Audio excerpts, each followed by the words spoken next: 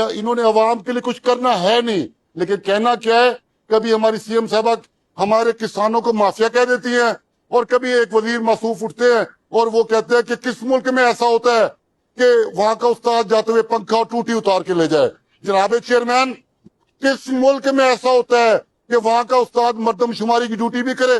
کس ملک میں ایسا ہوتا ہے کہ وہاں کا استاد الیکشن ڈیوٹی بھی کرے، رات کے 4 بجے تک بیٹھا رہے؟ کس ملک میں ایسا ہوتا ہے کہ وہاں کا استاد ریگل چوک میں پولیس والوں سے ڈنڈے کھائے؟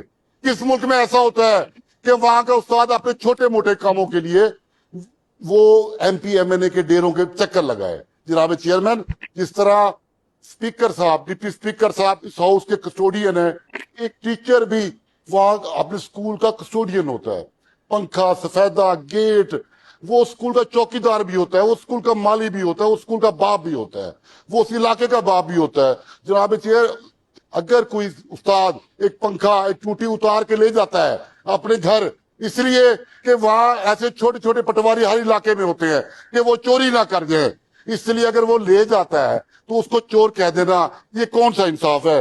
جناب چیئرمین، چور وہ ہے جنہوں نے 8 فروری کو عوام کے مینڈیٹ پہ ڈاکہ ڈالا۔ چور وہ ہیں جو بیوروکریٹ جنہوں نے پرتگالوں میں اپنی جائیدادیں بنائی۔ چور وہ ہیں جنہوں نے اس ملک کو لوٹ کر یہ ایون فیلڈ بنایا۔ چور وہ ہیں جنہوں نے یہ ملک کو کھا کر سرے محل بنائے۔ جناب اسپیکر، اس ٹیچر کو چور جو اس قوم کا ممار ہے، جو ہمارا روحانی باپ ہے، جناب اسپیکر، یہ حکومتی مائنڈ سیٹ ہے۔ یہ جب ادھر بیٹھتے ہیں تو یہ سمجھتے ہیں کہ سب چور ہیں، اگر ہم چور ہیں تو سب چور ہیں۔ ایسا نہیں ہے، چور صرف یہ ہیں۔ چوری نظر آتی ہے جناب چیئرمین، جیسے ستھرا پنجاب میں نظر آ رہی ہے۔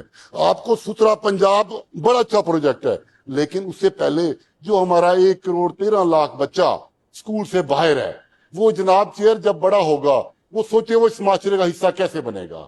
وہ کبھی کسی کے غلط ہاتھوں میں بنے گا، کبھی کیا، اگر اس میں سے 10% بھی کرمنل بن گئے جناب چیئر، تو اللہ تعالیٰ ہمیں اور اس اسمبلی کو، اس حکومت کو کبھی معاف نہیں کرے گا۔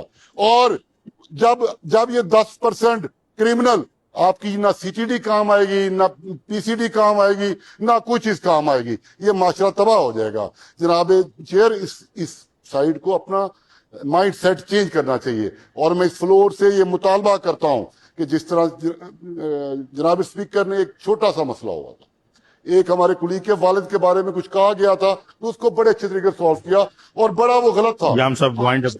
اب انہوں نے، وزیر موصوف نے پورے پنجاب کے روحانی باپوں کے بارے میں کہا ہے، تو میں یہاں سے مطالبہ کرتا ہوں کہ وہ بھی یہاں آئیں، جیسے احسن صاحب نے بڑے ظرف کا مظاہرہ کیا اور معافی مانگی، وزیر بھی ہیں اور یہاں معافی مانگی۔ جزاک اللہ۔